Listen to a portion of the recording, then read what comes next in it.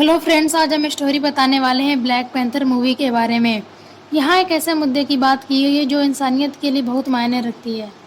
ये कहानी शुरू होती है लाखों साल पहले, जब अफ्रीका के महाद्वीप में वाइब्रेनियम से बना एक उल्कापिंड आकर गिरा।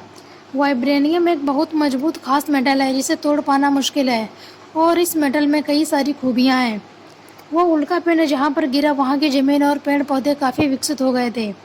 फिर जब इंसान अस्तित्व में आया तब 5 कबीलों वालों ने वहाँ रहना शुरू किया और उस जगह का नाम दिया वाकांडा। जब वहाँ रहने वाले लोगों को वाइब्रेनियम के बारे में पता चला तो पांचों कबीलों में उसे हासिल करने के लिए जंग मच गई। फिर एक दिन वसिंघा नाम के एक आदमी को पैंथर देवी बस्ट का सपना देखा।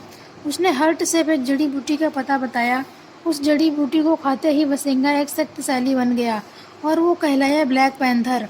फिर वो अपनी ताकत से उन कबीलों वालों की जंग को रोक दिया और वह वाकांडा देश का राजा बन गया। 4 कबीले वालों ने वसिंघा की राज्य में रहना स्वीकार कर लिया था। जरीला नाम का कबीला सबसे दूर होकर पहाड़ों में बस गया।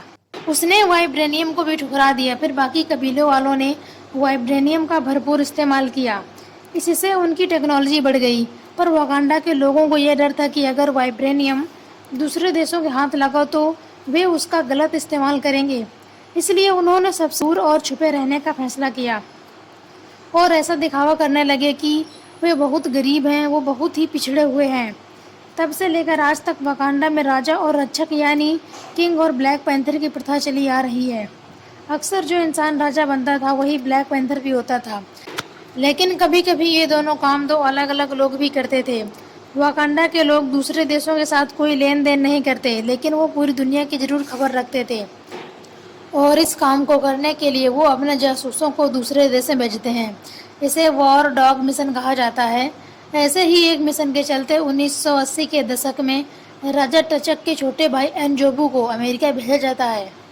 उस मिशन के दौरान एनजोबू को एक अमेरिकन औरत से प्यार हो जाता है और वो फिर उससे शादी कर लेता है।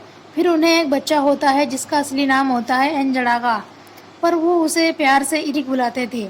अमेरिका में रहते रहते एनजोबू को ये समझ में आ जाता है कि दुनिया में ज़्यादातर जगहों पर अमेरिकन यानी ब्लैक लोगों के साथ बहुत बुरा सलूक होता है। उसके पास इतनी ताकत नहीं है कि वो किसी का विरोध कर सके। फिर कुछ टाइम बाद एनजोबू की वाइफ को उम्र कैद हो जाती है, जिससे उसे बहुत बुरा लगता है। एनजोबू जानता था कि वाकांडा के पास बहुत ताकत है, कि वो जुल्म करने वालों को रोक सकता है और उन पर राज भी कर सकता है।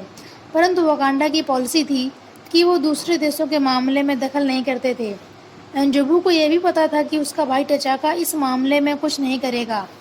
इसलिए उसने 1992 में वाकांडा से वाइब्रेनियम चुराने का फैसला किया, ताकि वो उसे हथियार बनाकर अफ्रीकन लोगों की मदद कर सके। इस काम के लिए उसने ब्लैक मार्केट में एक वेपन बनाने वाले यूलिसिस नाम के आदमी से हाथ मिलाया और उसे वाकांडा का खुफिया रास्ता बताकर उसे भेज दिया। यूलिसिस वाकांडा में घुसकर 250 किलो वाइब्रेनियम चुरा लेता है और बम ब्लास्ट करके वहां से भाग जाता है। इसमें कई सारे लोगों की मौत हो जाती है। एनजोबू को अब वाइब्रेनियम मिल चुका था, बट इससे पहले वो उसका यूज कर पाता, उधर राजा टचाका को उसकी गद्दारी के बारे में पता चल जाता है। टचाका ने पहले से ही जूरी नाम के एक जासूस को एनजोबू पर नज़र रखने के लिए भेजा था। टचाका अमेरिका जाता है और वो अपने भाई को रंगे हाथों पकड़ लेता है।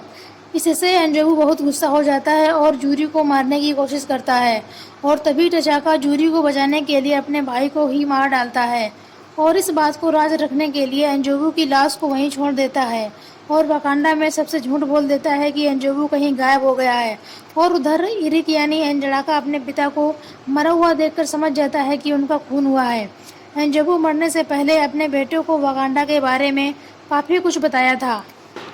फिर बाद में इरिक को अपने पिता की एक डायरी भी मिल जाती है जिसमें वाकांडा के कई सारे राज लिखे थे और राज परिवार की एक खास अंगूठी भी थी। उस किताब को पढ़ने के बाद इरिक वाकांडा में घुसने का अपने जीवन का मकसद बना लेता है, ताकि वो अपने पिता की इच्छा पूरी कर सके और ब्लैक लोगों की मदद कर सके। इस काम को करने के लिए वो बहुत पढ़ाई करता है और यूएस मिलिट्री में भर्ती हो जाता है। वहाँ पर वो एक बिग फाइटर और एक किलर बन जाता है, इसलिए लोग उसे किलर मोंगर के नाम से बुलाते हैं। फिर आगे चलकर इरिक मिलिट्री छोड़ देता है और अपने जैसे सोल्जर्स के साथ मिलकर दूसरे देशों की सरकार गिराने लग जाता है। इस तरह से काफ़ी समय बीत जाता है।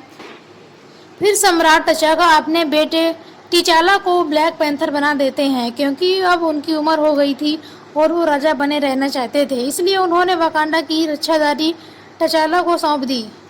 जब 2016 में टचाला और टचाका सोकोंडिया एक्वेडक्ट साइन करने के लिए वियना जाते हैं तो वहां पर जीवा बॉम्ब ब्लास्ट कर देता है, जिसमें सम्राट टचाका की मौत हो जाती है।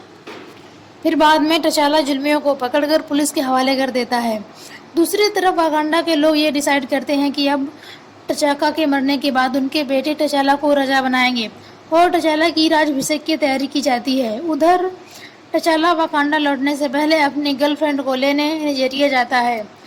टचाला की गर्लफ्रेंड एक जासूस थी जो अक्सर देश से बाहर रहती थी। फिलहाल वो एक मिशन के लिए ही नाइजीरिया गई थी। टचाला यह चाहता था कि उसके राज्याभिषेक पर उसकी गर्लफ्रेंड वहां मौजूद रहे, इसलिए वो उसे लेने जाता है। फिर टचाला उसे लेकर वाकांडा लौटता है और राज्याभिषेक की तैयारी करते हैं।